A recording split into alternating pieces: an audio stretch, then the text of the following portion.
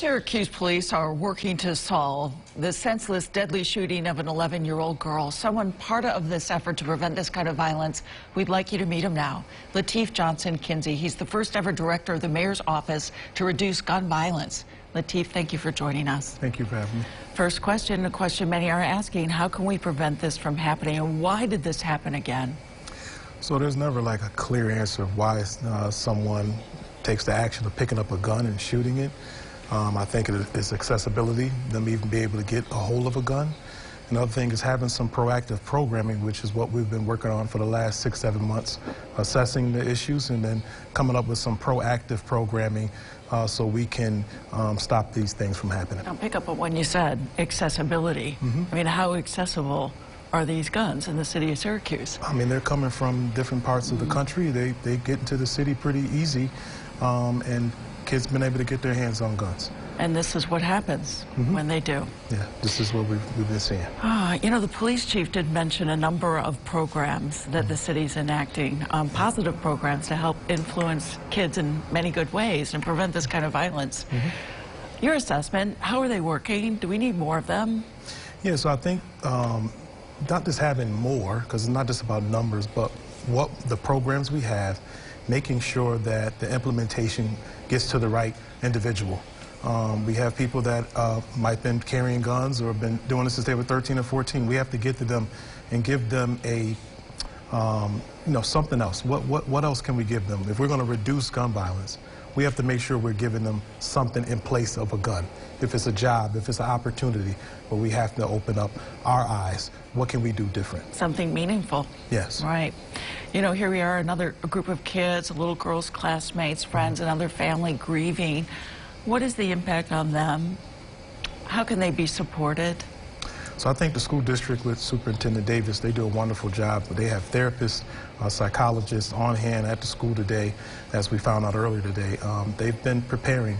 And I think it's not waiting till something happens, but the school district does a great job at preparing for things like this. I believe they have all the support that they can have at this time. And I think it's just as a community, let's love on our kids, let's love on our children. I know you've thought about this a lot, and it comes up often in discussions, generational issues. How do we break this cycle? Yeah. What are your thoughts on that? Not being afraid to say this. Families need therapy.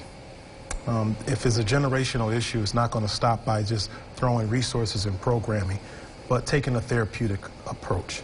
So what we're doing, we have cognitive behavioral therapy, which we'll be starting hopefully in the next 90 days. Well, we'll take individuals to get some help. If it's been a generational issue, it has to be broken, and we have to remember it didn't start with that individual. It started with something in the family that happened before, something that hadn't been serviced. So it's one of the gaps that we found. So if a kid's been doing something since they were 12 or 13, have we took the right approach? Have we even heard from them? Have we got that qualitative data? Let's hear from the community. What can we do? Instead of throwing program at our community, what do you think we need to do? How are you feeling? Let's start listening to our young people before it's too late. Let them have a voice. What do you say to the family of the 11-year-old girl and others who have lost family members to gun violence? The first thing I tell them is I love them. They need to know that we love them and that we care about them. As a community, we don't say it enough. We don't tell people we love them. It's not just always saying, well, you know, I'm not in your shoes, or I don't know what it feels like, but how about just tell them we love you, we're here for you. When I met with Mom last night, that's all we told her. Pastor Jaime and myself, that we love her, we're here, and our prayers are with you. And more than that, give them your phone number, be there for them. That's what you can do. Your actions are always better than it's your words. Agree there. Yeah. You know, you've been on the job for less than a year? Yeah. About a year? Okay. Not even a year. Not even a year. And you've had a full plate. Yeah. New position in the mayor's office. So tomorrow, what is your first goal? Like, how do you hit the reset button, or you just keep going? Keep going. I've always been like that. We have to stay motivated. We met with our CVIs today at 12:30, Community Violence Intervention Organizations. And I said, this is motivation for us to continue to do what we're doing. Work harder, work smarter, and make sure we're reaching out to these individuals before they get a gun in their hand. Making sure we're reaching out and we are creating opportunities. One thing tomorrow that I'm going to probably do different is find more opportunities for our kids. They won't put the guns down if we're not giving them something in place of a gun.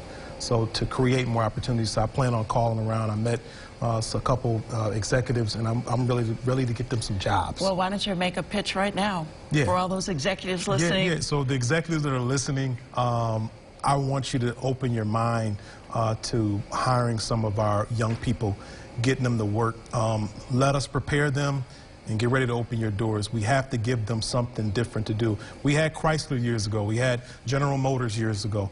But now is your time to step up, hire these young people. They'll put the guns down when they have something else in place. And I know that you're going to do it. I already know it. I'm claiming it right now. So you out there, you executives, let's make a change together. It takes a community to do this. Lateef, thank you so much for joining us. And you heard him. If you want to help, there are ways you can. Yeah. We'll be right back.